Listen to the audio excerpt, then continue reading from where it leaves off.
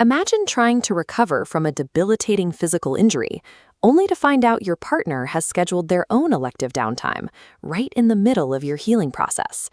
A couple in their 30s, raising a 2.5-year-old alongside an older sibling, agree their family is complete. The husband has been talking about getting a vasectomy for a while, and the wife is entirely supportive. But a few months prior, the wife was in a car accident. She suffered a severe shoulder injury that has been agonizingly slow to heal. Despite strict adherence to physical therapy, routine parenting tasks, especially picking up her heavy toddler, cause severe flare-ups that force her to abandon basic daily activities just to manage the pain. The destination is agreed upon, but the physical realities of getting there are completely asymmetrical. One partner is preparing for a routine medical visit, while the other is constantly calculating her own physical pain thresholds.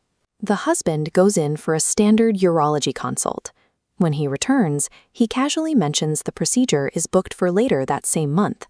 He's given his wife exactly 14 days' notice. Knowing she is physically incapable of lifting a 2-year-old alone for several days, she immediately pushes back. She asks if they can delay the date until her shoulder is strong enough to handle the intense physical strain. The husband agrees to discuss it, but never brings the appointment up again.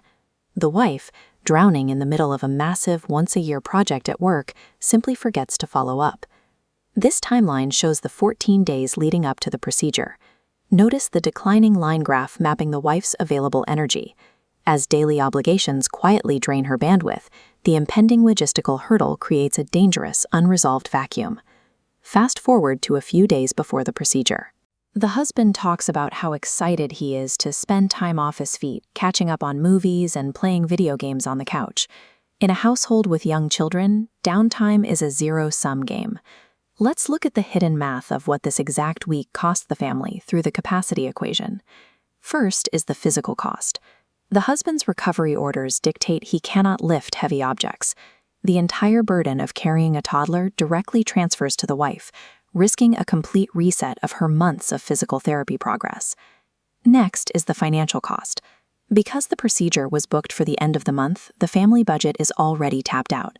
They don't have the spare cash to order takeout food, meaning the cooking and cleanup burden also falls entirely on the wife. A short conversation could have solved this. Booking the procedure next month would have aligned with a normal, lighter workload for the wife. Or proactive planning could have arranged for the kids to sleep at the in-laws' house, eliminating the heavy lifting entirely. This radar chart maps a household across 4 key axes: physical health, finances, childcare, and work capacity. The husband's isolated decision in the doctor's office triggered cascading failures across every single one of these systems simultaneously. With no financial buffer, no childcare backup, and a compromised physical body, the wife's total capacity shrinks toward zero. Unaware of this impending collapse, the husband makes a lighthearted, passing joke about how his wife doesn't seem very excited for his upcoming time off. The dam breaks. Her silent anxiety over the terrible timing, the lack of money, and the dread of her own physical pain spills out in a raw, unedited venting session. The husband instantly apologizes. He admits he was so caught up in the excitement of getting the procedure done that he completely failed to consider her physical recovery or the household logistics. The argument leaves them in an emotional paradox. He feels deeply guilty for his oversight, while she feels like a villain for ruining his excitement. Poor planning created a scenario where nobody wins. It is easy to look for a bad guy here, but there isn't one. The husband wasn't acting out of malice, and the wife wasn't trying to be difficult. They simply collided with the workload transfer principle.